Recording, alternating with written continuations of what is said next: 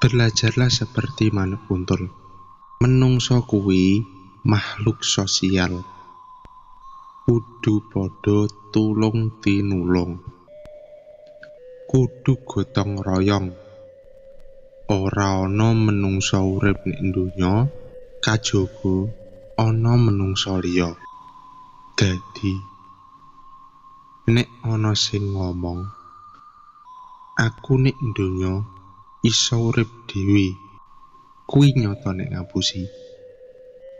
Paribasan manuk kuntul sing padha baris ngelambangke gotong royong utawa kerjasama.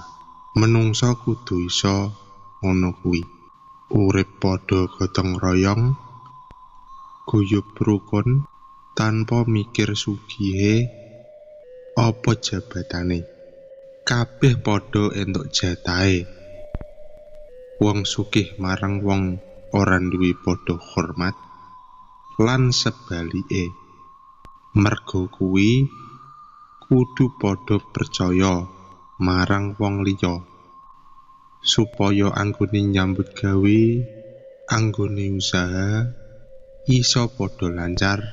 Merga kuncine holopis kuntul baris, padha gotong royong lan kerjasama.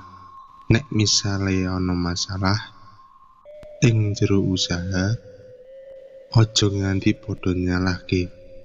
Digoleki apa sing dadi masalahe, njur bareng-bareng golek jalan keluare.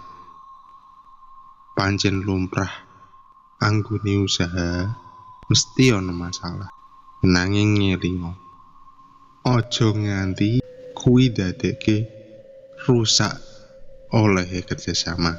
Merga bakal ana titi mangsane awak dhewe iso njupuk hasil olehe gotong royong. Sing penting eling kuncine holopis kuntul baris.